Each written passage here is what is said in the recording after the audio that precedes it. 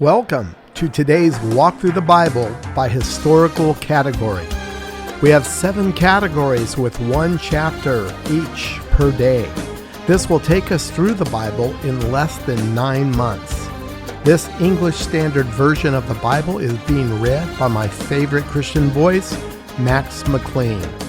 Our first category begins with the reading of the Torah, Genesis through Deuteronomy. This is God's law for Israel through Moses. Deuteronomy 34. Then Moses went up from the plains of Moab to Mount Nebo, to the top of Pisgah, which is opposite Jericho.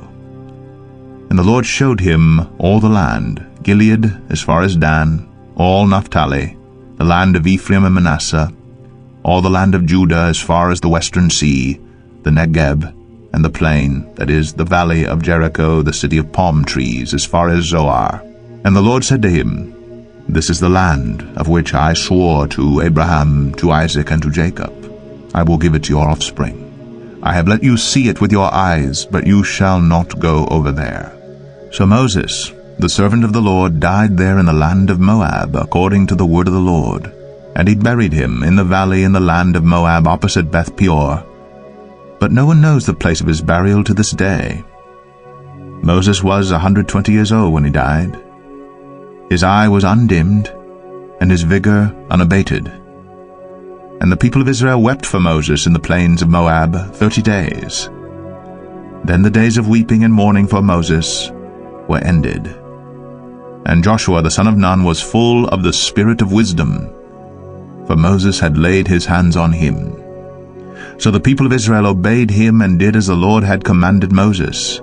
And there has not arisen a prophet since in Israel like Moses, whom the Lord knew face to face.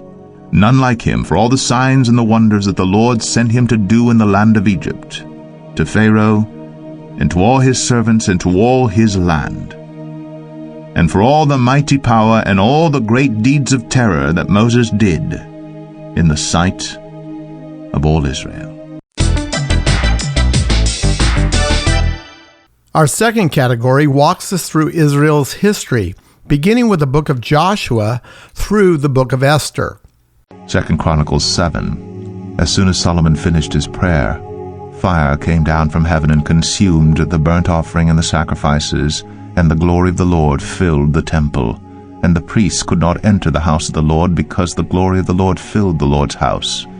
When all the people of Israel saw the fire come down and the glory of the Lord on the temple, they bowed down with their faces to the ground on the pavement and worshipped and gave thanks to the Lord, saying, For he is good, for his steadfast love endures forever.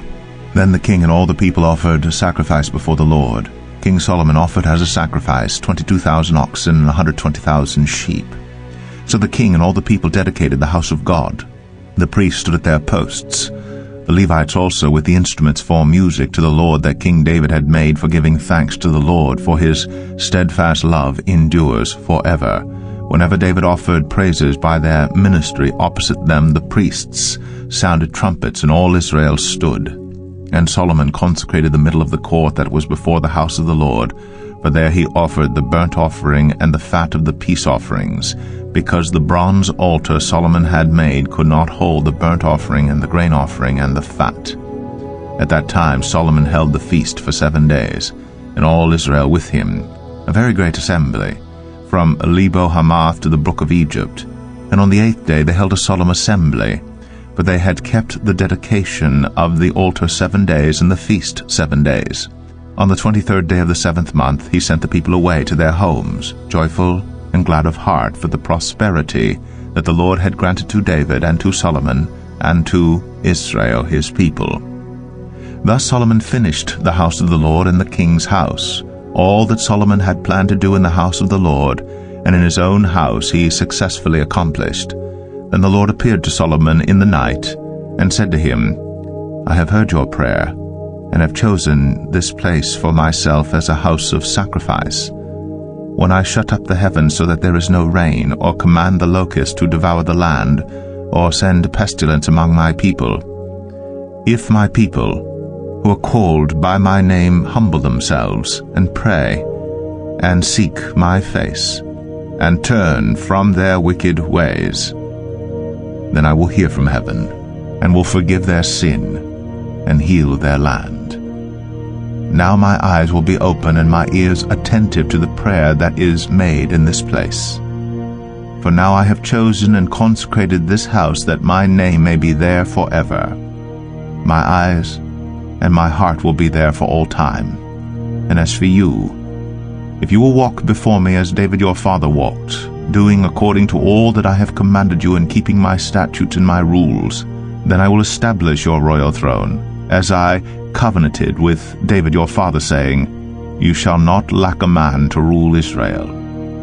But if you turn aside and forsake my statutes and my commandments that I have set before you, and go and serve other gods and worship them, then I will pluck you up from my land that I have given you, and this house that I have consecrated for my name I will cast out of my sight, and I will make it a proverb and a byword among all peoples.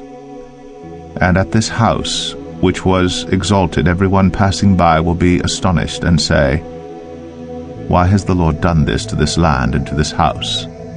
Then they will say, Because they abandoned the Lord, the God of their fathers, who brought them out of the land of Egypt and laid hold of other gods, and worshipped them and served them. Therefore he has brought all this disaster on them. Our third category captures the sad reality of Israel's fall, beginning with the prophet Isaiah and continuing through the last book of the Old Testament, Malachi. We see how God sent Israel prophets to call her back through repentance, yet foretelling of their imminent collapse as a nation, yet giving them hope for the distant future when they would eventually be restored and they finally would realize the fulfillment of all God's promises to them in the coming millennial kingdom. Hosea 4. Hear the word of the Lord, O children of Israel, for the Lord has a controversy with the inhabitants of the land. There is no faithfulness or steadfast love and no knowledge of God in the land. There is swearing, lying, murder, stealing, and committing adultery. They break all bounds, and bloodshed follows bloodshed. Therefore the land mourns, and all who dwell in it languish, and also the beasts of the field and the birds of the heavens, and even the fish of the sea are taken away. Yet let no one contend, and let none accuse. For with you is my contention, O priest. You shall stumble by day, the prophet also shall stumble with you by night. And I will destroy your mother. My people are destroyed for lack of knowledge, because you have rejected knowledge. I reject you from being a priest to me, and since you have forgotten the law of your God, I also will forget your children. The more they increased, the more they sinned against me. I will change their glory into shame. They feed on the sin of my people. They are greedy for their iniquity. And it shall be like people, like priests. I will punish them for their ways, and repay them for their deeds. They shall eat, but not be satisfied. They shall play the whore, but not multiply, because they have forsaken the Lord to cherish whoredom, wine, and new wine, which take away the understanding. My people inquire of a piece of wood, and their walking staff gives them oracles. For a spirit of whoredom has led them astray, and they have left their God to play the whore. They sacrifice on the tops of the mountains and burn offerings on the hills, under oak, poplar, and terebinth, because their shade is good. Therefore your daughters play the whore, and your brides commit adultery. I will not punish your daughters when they play the whore, nor your brides when they commit adultery. For the men themselves go aside with prostitutes, and sacrifice with cult prostitutes, and a people without understanding shall come to ruin. Though you play the whore, O Israel, let not Judah become guilty. Enter not into Gilgal, nor go up to Bethaven, and swear not as the Lord lives. Like a stubborn heifer, Israel is stubborn. Can the Lord now feed them like a lamb in a broad pasture? Ephraim is joined to idols. Leave him alone. When their drink is gone, they give themselves to whoring. Their rulers dearly love shame. A wind has wrapped them in its wings, and they shall be ashamed because of their sacrifices. Our fourth category encompasses the books of the Old Testament known as the wisdom literature. These books include Job and Psalms, Proverbs, Ecclesiastes, and the Song of Solomon. Psalm 145. I will extol you, my God and King, and bless your name forever and ever. Every day I will bless you and praise your name forever and ever.